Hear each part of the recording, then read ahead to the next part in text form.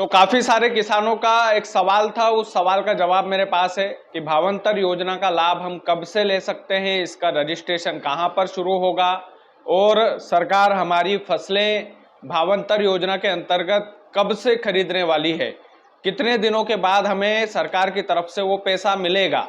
ये तमाम सारे सवालों के जवाब मेरे पास है। लेकिन सबसे बड़ी अपडेट इसमें यह है कि 3 अक्टूबर यानी कि आज ही के दिन से भावांतर योजना के लिए रजिस्ट्रेशन शुरू हो गए हैं। तो मध्य प्रदेश के जितने भी किसान भाई हैं उनके लिए ये वीडियो बेहद ज़्यादा महत्वपूर्ण है।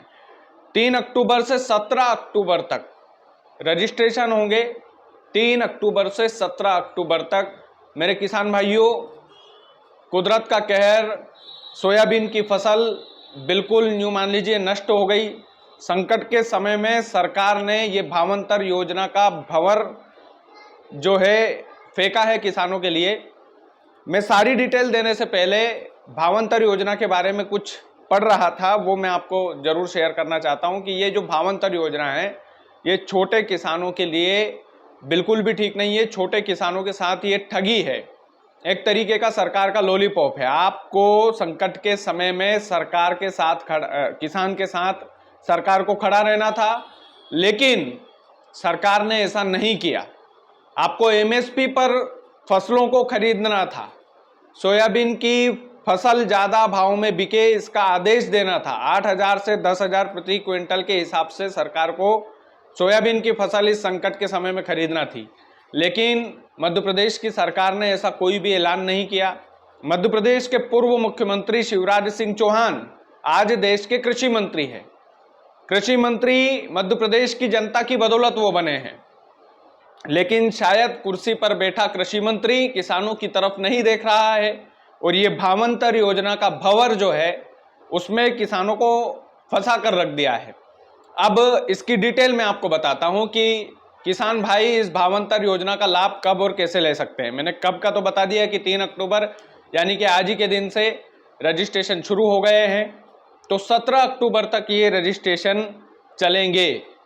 अब रजिस्ट्रेशन आप कहां कहां पर करवा सकते हैं, इसके लिए सरकार ने बेहद ही सरल जो है प्रोसेस लॉन्च की है।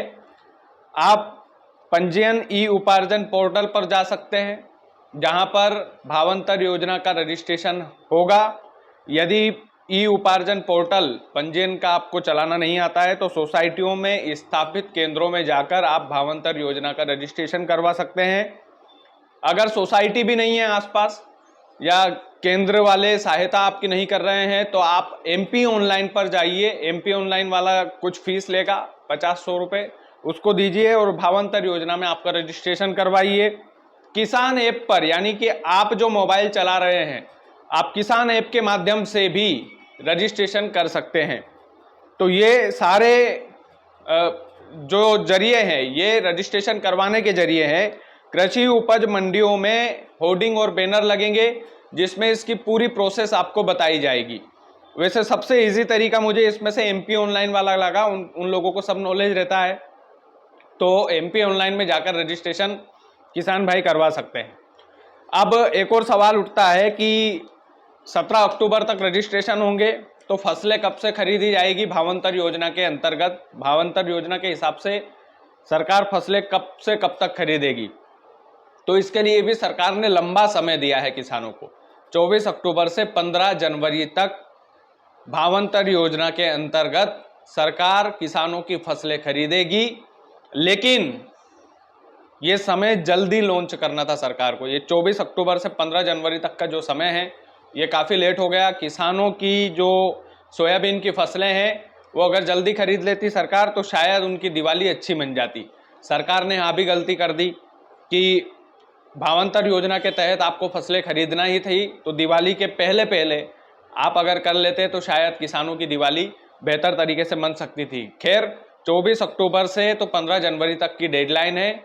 जिन जिन किसान भाइयों ने 17 अक्टूबर तक रजिस्ट्रेशन करवा लिया उसके बाद वो 24 अक्टूबर से तो 15 जनवरी के बीच में अपनी फसलें भावांतर योजना के अंतर्गत बेच सकते हैं।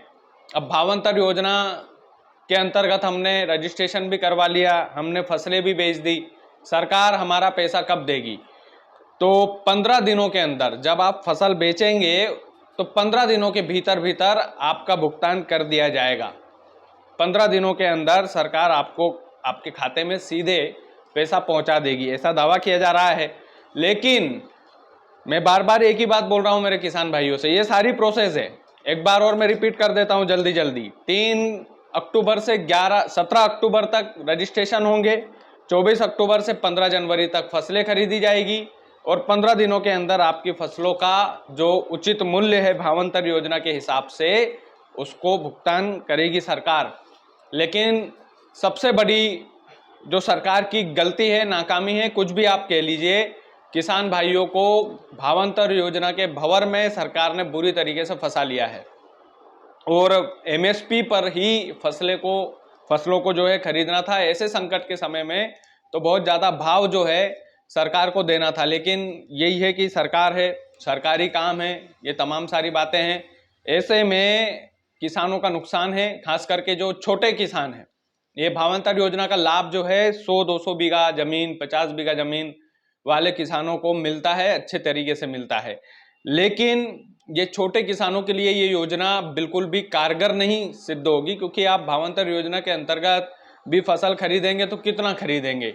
5,328 रुपये प्रति क्विंटल। किसान भाइयों, ये एमएसपी तय है सरकार की। मंडी में अगर इस फसल का भाव, इस फसल से इस भाव से यदि आपकी फसल नहीं बिकी तो भावांतर योजना के अंतर्गत आपको सरकार 5,328 रुपये प्रति क्विंटल के हिसाब से खाते में पैसा डालेगी। ये कितनी कम एमएसपी है। आप सोचिए महंगाई कितनी हो गई है, खाद बीज कितने महंगे हो गए हैं, कितने आप पेट्रोल डीजल आप डलवाते हैं, आपके मजदूर, हार्वेस्टर का किराया, जो हार्वेस्टर नहीं तो फिर मजदूरों से कटाई होती है उसकी महंगाई। तो महंगाई दिन ब दिन बढ़ती जा रही है, लेकिन सरकार को शायद ये नहीं दिख रहा है और ख़ास करके किसानों के साथ ये छलावा है, इसका पुरजोर विरोध होना चाहिए है। इस तरीके की सरकार जो हम बार बार चुनकर भेजते हैं, वो हमारे किसान भाई खुद अपने अंगूठे के बलबूते पर चुनते हैं। लेकिन आप सोचिए कि ये सरकार किसानों के लिए क्या कर रही है। खास करके जब कृषि मंत्री इनका, खास करके जब मुख्यमंत्री इनका, जब डबल इंजन की सरकार, जब सब कुछ भाजपा ही भाजपा है, तो भाजपा के राज में किसान इतना दुखी क्यों है? सबसे बड़ा सवाल ये है और ये सवाल पूछा जाना चाहिए। कम से कम आप दुनियादारी, यार आप पुल में पैसा खा रहे हो, आप दुनिया भर की चीज़ें करो, लेकिन आप किसानों के साथ तो ऐसा मत करो। ये जो छलावा है ये किसानों के साथ छलावा है और इस तरीके का छलावा सरकार को नहीं करना चाहिए। किसान भाइयों ने यदि ठान लिया तो फिर आप सोचिए कि कितनी दिक्कत सरकार को आ जाएगी। खास करके ये जो भावांतर योजना है ये मेरे हिसाब से छोटे किसानों के लिए बिल्कुल भी ठीक नहीं है। बाकी आप लोग वीडियो को ज़्यादा से ज़्यादा शेयर कीजिएगा। चैनल यदि आपने सब्सक्राइब नहीं किया है तो प्लीज़ कर लीजिएगा। बहुत बहुत धन्यवाद।